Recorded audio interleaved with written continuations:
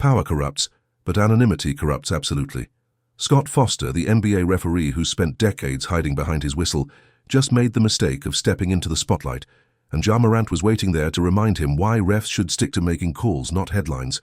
What started as Foster thinking he could throw shade on a radio show has turned into one of the most vicious takedowns we've seen between a player and an official. This isn't your typical player-ref beef over missed calls or technical fouls. This is personal, ugly, and it's exposing everything wrong with how the NBA handles the relationship between its stars and the men in stripes. Foster thought he could hide behind decades of respected officiating when he decided to trash Morant on the airwaves. He was wrong, dead wrong, because Ja Morant isn't your typical 25-year-old athlete who'll take criticism lying down. He's a player who's already shown he'll go toe-to-toe with the league office, media critics, and now apparently the refs themselves. Scott Foster talking about me like he knows my game. I've worn that jersey. I know those refs. Don't lecture me from your chair, Morant fired back. And with those words, he didn't just defend himself. He pulled back the curtain on a system where refs think they can play favorites and settle scores without consequences. This story isn't just about one ref talking trash and one player hitting back. It's about accountability, bias, and what happens when someone who's supposed to be impartial admits they've never been a fan of the player they're supposed to officiate fairly. Today we're breaking down how Scott Foster opened a can of worms he can't close, and how Ja Morant just might have changed the conversation around referee accountability forever. Foster's damaging admission. Scott Foster has been an NBA referee for over 2 decades, building a reputation that depends entirely on the illusion of impartiality.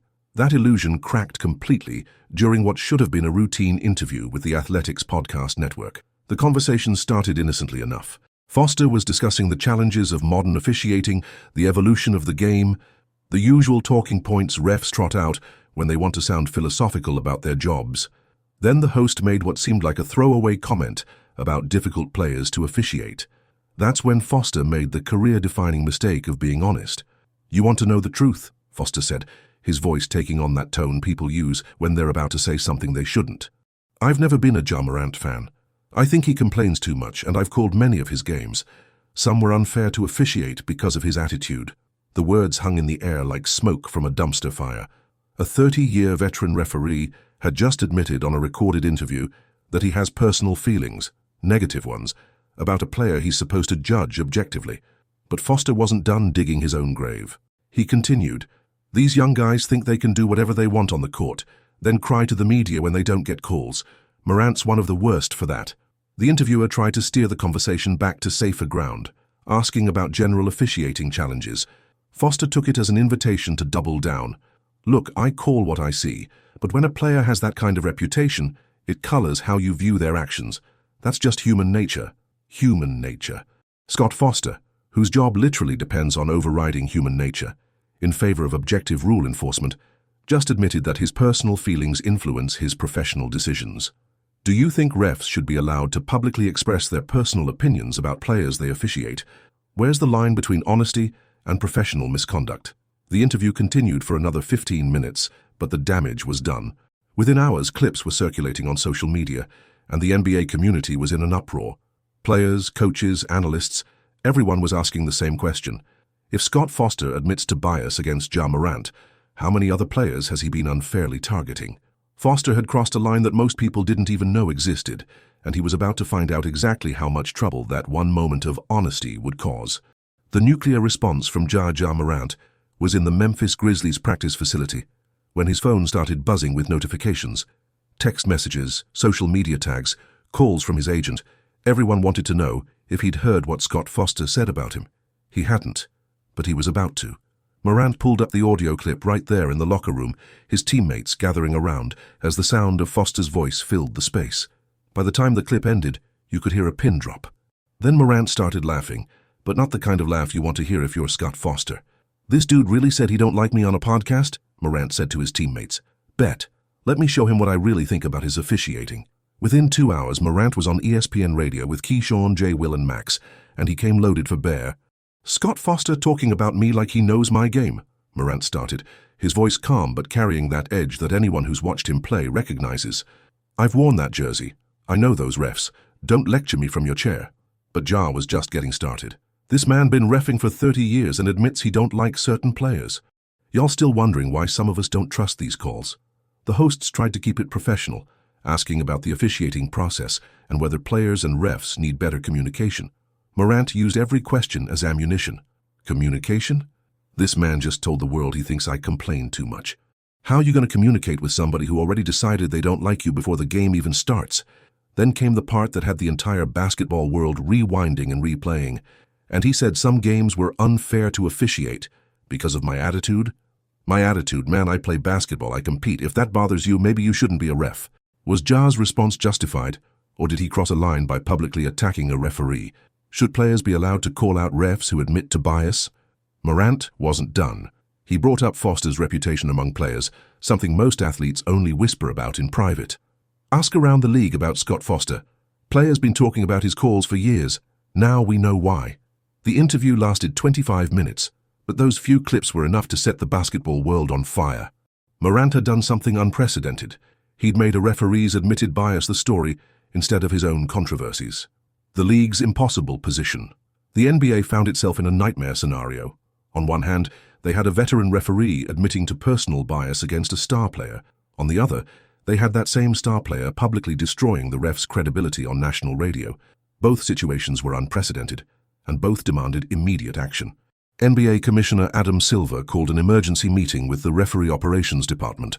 Sources close to the situation described it as tense and unlike anything we've dealt with before.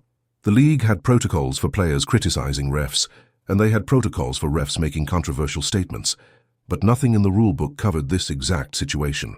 The Players Association immediately issued a statement supporting Morant's right to respond to what they called unprofessional and biased comments from an official. NBPA President C.J. McCollum went further, saying, "If refs are admitting they don't like certain players, we need to have serious conversations about impartiality." Meanwhile, the referees' union found itself in the impossible position of defending Foster while trying to maintain the integrity of officiating as a whole. Their initial statement called Foster's comments taken out of context, but stopped short of fully supporting them. Legal experts weighed in, pointing out that Foster's admission could potentially be used to challenge previous calls and decisions. If a referee admits to bias, that opens up questions about every game they've officiated involving that player, said sports law attorney Michael Johnson. How should the NBA handle this situation? Should Foster face suspension, or is admitting bias actually a form of honesty the league should appreciate? The media coverage was relentless.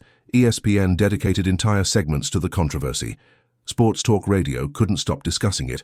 Social media was flooded with hot takes from current and former players, most supporting Morant's right to defend himself. But perhaps the most telling response came from other active players. LeBron James tweeted a simple facts in response to one of Morant's comments. Damian Lillard posted, "Refs been picking favorites forever, at least now we got it on record." The league realized they weren't just dealing with a player-ref dispute. They were facing a potential uprising from players who felt vindicated by Foster's admission that bias exists in officiating. The broader impact on NBA culture. What started as one ref's poorly chosen words had evolved into a league-wide conversation about officiating, accountability, and the power dynamics between players and officials. The Foster-Morant situation became a catalyst for discussions that had been brewing for years. Current and former players began sharing their own stories about interactions with Foster and other referees.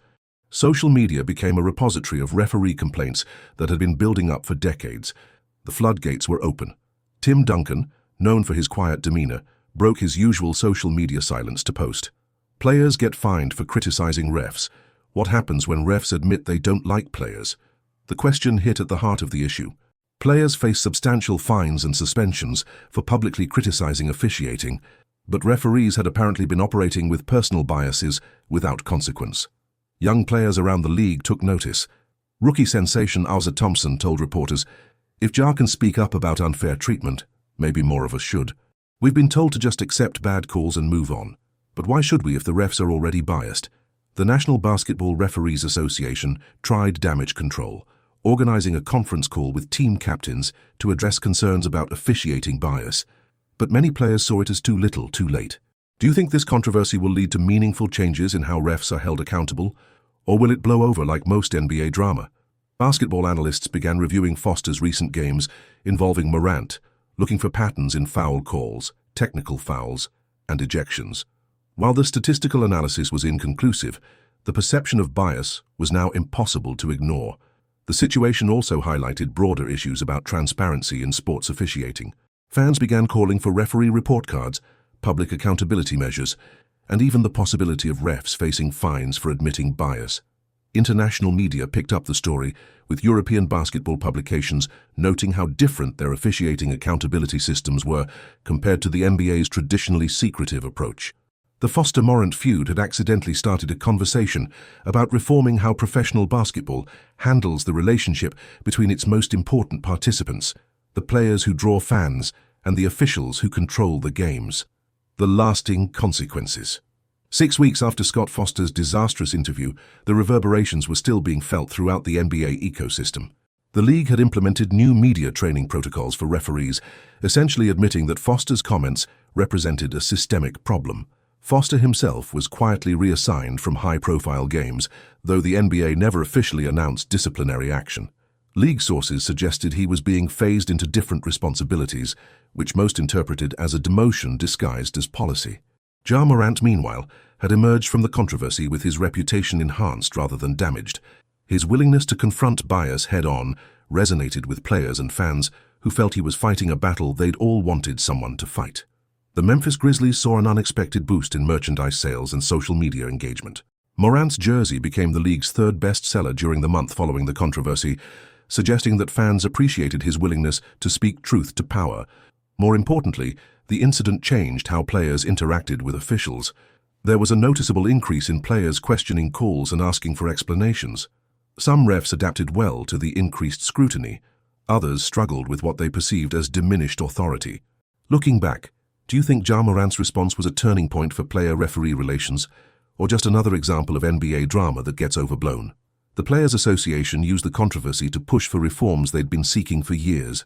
Clearer guidelines for referee accountability, more transparency in officiating assignments, and formal procedures for addressing bias complaints. Other professional sports leagues took notice. The NFL and MLB began reviewing their own policies regarding referee umpire media appearances and bias disclosure requirements. Sports media also changed their approach to covering referee controversies. The days of simply reporting player X criticized the refs and was fined were over. Now there was precedent for examining whether the criticism was justified. Perhaps most significantly, the controversy democratized discussions about officiating quality. Fans felt empowered to question calls and demand accountability in ways that had previously been dismissed as just complaining about refs. The NBA had inadvertently created a more transparent, accountable system, all because one referee forgot that admitting bias is worse than having bias. Sometimes the most important conversations happen by accident. Scott Foster never intended to revolutionize NBA accountability when he admitted he'd never been a Ja Morant fan. He just wanted to vent on a podcast like any other middle-aged man with strong opinions. Instead, he handed Ja Morant the perfect weapon to fight a battle that needed fighting. Morant's response wasn't just about defending himself, it was about every player who'd ever felt targeted by biased officiating, but lacked the platform or courage to speak up. The real winner here isn't Ja Morant or Scott Foster. It's transparency. It's accountability. It's the idea that even referees, the most protected figures in professional sports, can be held responsible for their actions and attitudes. Foster learned that honesty without accountability is just confession. Morant proved that sometimes the best defense is a perfectly executed offensive attack.